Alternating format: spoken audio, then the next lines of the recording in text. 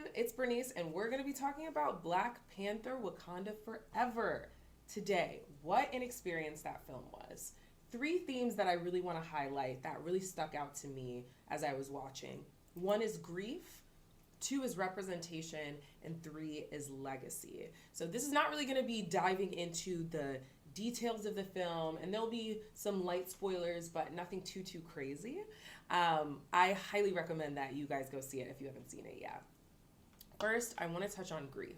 So, as the world at this point knows, the actor Chadwick Boseman, who helmed the 2018 original Black Panther film and did a absolute phenomenal culture changing job at doing that role, passed away unexpectedly from colon cancer when he was just in his mid 40s, which let me know in the comments separately if you want me to do a video on this topic. But this topic of young onset colon cancer is extremely close to my heart. I have personally lost people important to me in my life from this. It is really affecting so many communities, disproportionately, unfortunately, Black communities, but we lost a great artist to this disease, and it's a devastation that is still felt to this day. And man, it was stunning the way that they paid tribute to Chadwick. I think what was really powerful, just from the standpoint of cinema and from the standpoint of blockbuster level films, is that normally what you see is that they'll recast somebody like that, or they'll try to make it carry on, right? Because Black Panther was such a commercial success in so many ways, and to lose the lead character of something like that is just from a character standpoint a major loss. And the way that the film treats his death so delicately, minor spoiler, they don't bring back his likeness at all. Obviously, we are at the point in technology that they would have the capacity to recreate images of him, do hologram type images, and I felt like it was so respectful that they didn't bring figments back to life or anything. It was just a tribute and an homage to the person that he was, both in the Marvel universe, in the Wakanda universe, and really in the world. And it was so artful.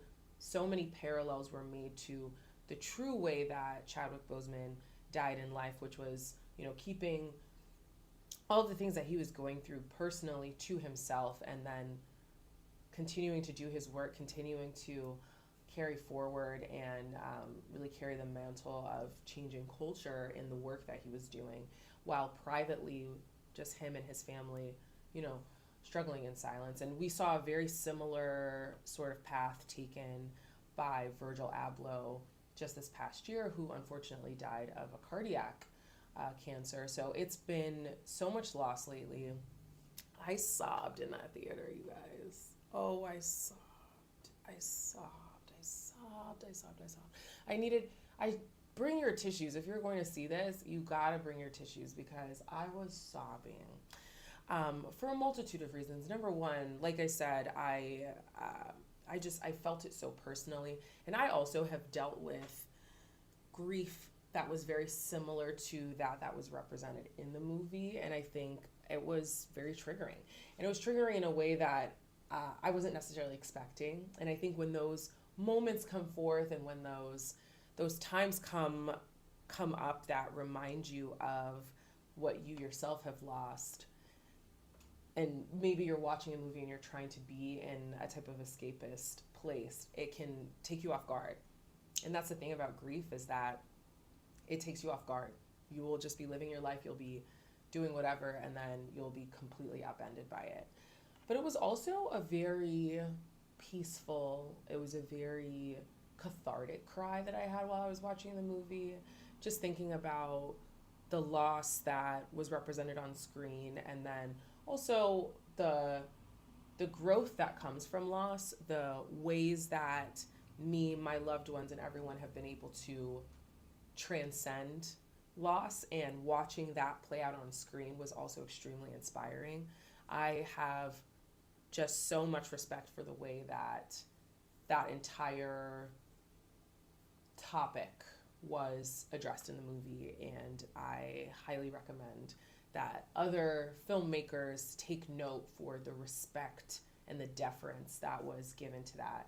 And I think especially as we're looking at, unfortunately, some of the other deaths that have taken place over the past couple of weeks, most notably Takeoff in the past week, and the way that death was treated so cavalierly for him, images of his body and his family members grieving him just going viral and being posted without their consent. Death is so sacred. And also speaking from the perspective of a physician who encounters death all the time. I work in the emergency room, so I see death all of the time. Death is extremely sacred, and a lot of times in our world, it can be treated with a lot of callousness. So it was a breath of fresh air to see this film treat it with the respect and the dignity that it needed to be treated. Yeah. The next theme that I want to address with Black Panther that I was absolutely thrilled about was representation. Now, this is a theme all unto itself. Representation in this film was next level, otherworldly. It's like they came ready to show the world that there are voices that have not been given seats at the table, and we're going to give them the biggest, highest level seat possible today. And it was so wonderful to watch. For those who maybe watch my channel and don't know, my heritage is Cameroonian. And so even for the video, I wanted to, pay a little tribute. I'm wearing a gown from the tribe of the Balinyonga people. And it's a really, really bright, vibrant fabric that represents so much culture, so much life. And that region, unfortunately, right now is going through a lot of conflict. Look up the Cameroon Anglophone crisis if you're not aware of it. It is extremely devastating, and so much more resources and light needs to be shown on that issue. That is really personal to me. I digress, but I thought it was stunning.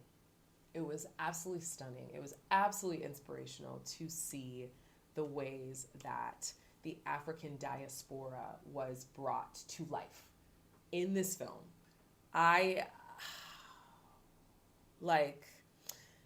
What it means to some of us that come from these communities that grew up for decades at this point, never having seen this level of triumph surrounding their culture.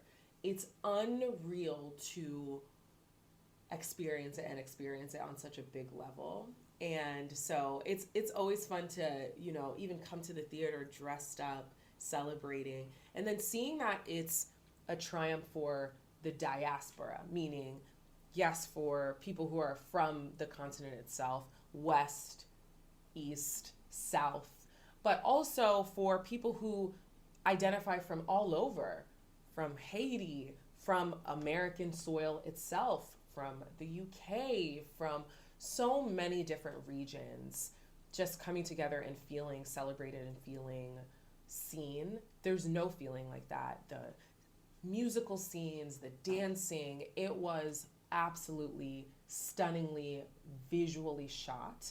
And I'm so thrilled that this film exists. I felt the same way that I felt from 2018. Even now, they took it to another level. The clothes, the garb, the music, everything was absolutely stunning. So from the diasporic perspective, I thought that was so beautiful. Additionally, I thought it was unreal and so necessary that Indigenous people also took center stage here. Without giving too much away, the main counter character, I don't even want to fully call it a villain, but the villain-like character in the movie was played by somebody who is Mexican, and they were portraying basically what was to be the Mayan tribe, a group of people pretty that's pretty loosely based on the Mayans, of the indigenous peoples, and it was also so beautiful. I saw so many beautiful, beautiful patterns and artifacts, and so much came to life.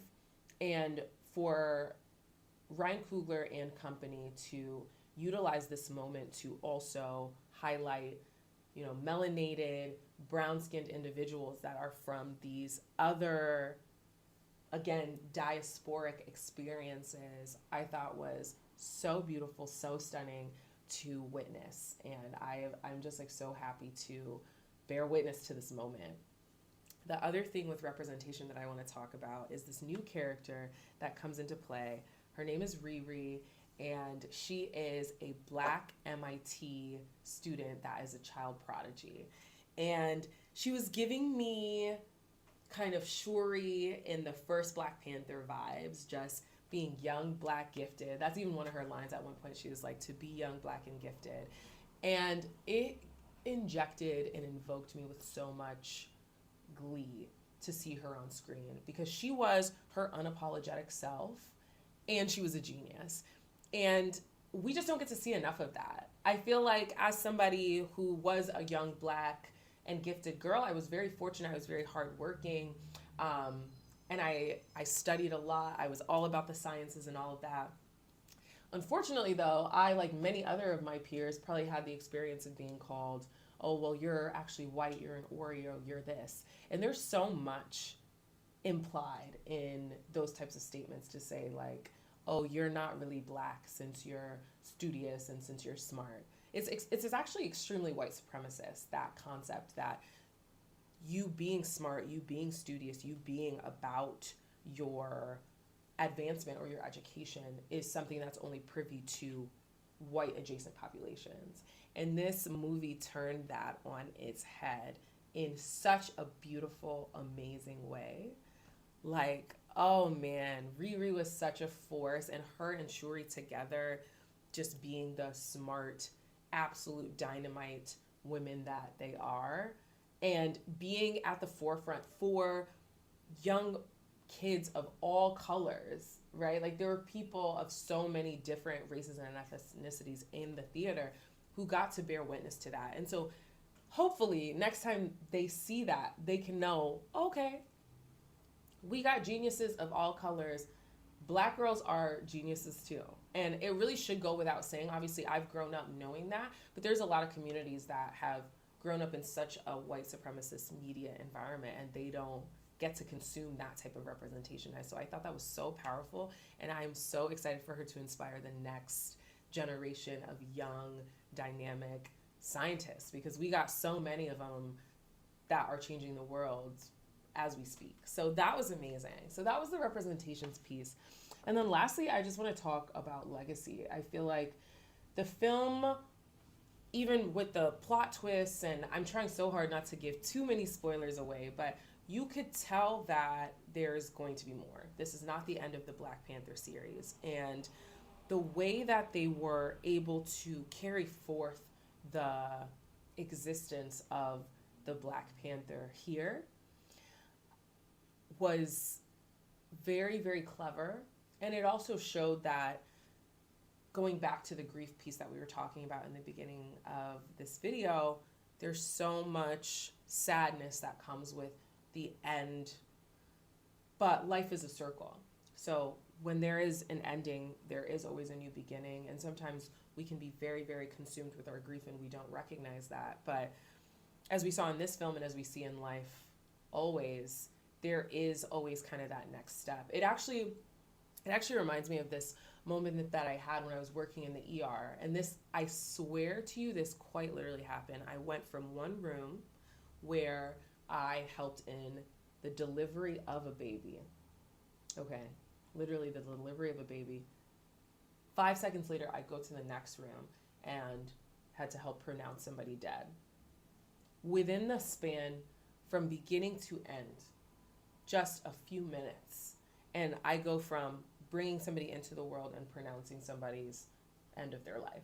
And that is what this life thing is about. And I feel like this movie really touches on legacy and really touches on the fact that the Wakandan people have lost something so central to them, someone so critical to having gotten them to where they are now.